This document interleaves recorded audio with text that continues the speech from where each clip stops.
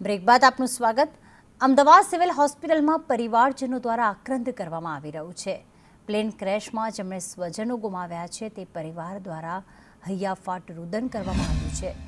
સ્વજનો ગુમાવેલા પરિવાર સિવિલ હોસ્પિટલમાં સ્વજનોની ઓળખ માટે વલખા મારી રહ્યા છે અને તેમના ડીએનએ સેમ્પલ્સ લેવામાં આવ્યા છે તો કેટલાકના હજી લેવામાં પણ નથી આવ્યા।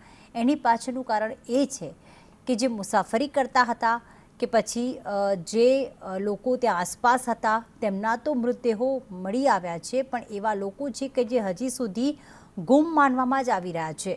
ન તેમના મૃતદેહો મળ્યા છે કે ન તેમની ભાળ મળી રહી છે। ની આ ઘટના સામે આવી જેમાં યાત્રિકોનો તો મોત થયા છે, પરંતુ જે લોકો જે જગ્યાએ પ્લેન ક્રેશ થયું હતું ત્યાં નીચે રહેલા લોકોમાંથી પણ જે એક 15 વર્ષીય આકાશ છે તેનું મોત થયું છે, જેને લઈને અત્યારે પરિવારની હાલત જોઈ શકાય છે કે રોપોકરાણ અહીંયા કરવામાં આવી રહ્યું છે।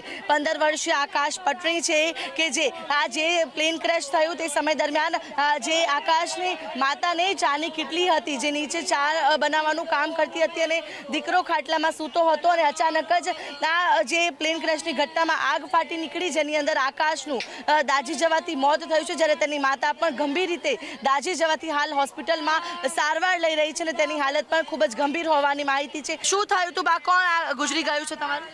એમનો કાકીનો છોકરો છે એમનો। એ ત્યાં સૂતો હતો ને ખાટલામાં, તો અચાનક ઉપર આગ પડી ગઈ।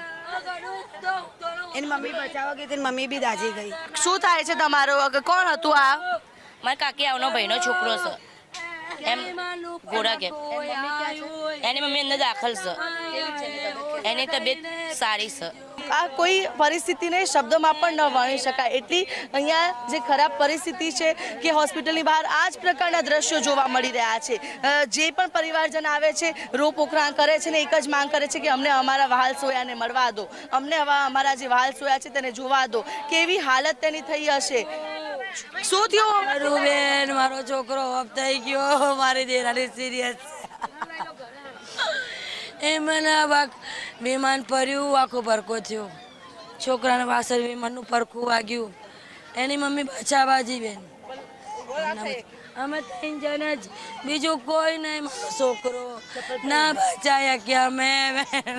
તે પ્રકારની પરિસ્થિતિ હાલ અહીંયા સિવિલ હોસ્પિટલના પીએમ રૂમની બહાર છે અને પરિવારજનો એક બાદ એક અહીંયા પહોંચી રહ્યા છે, રોપોકરાણ કરે છે અને પોતાના જે સ્વજન છે જે મોતને ભેટ્યા છે તેને પાછા લાવો તેવી માંગ કરી રહ્યા છે।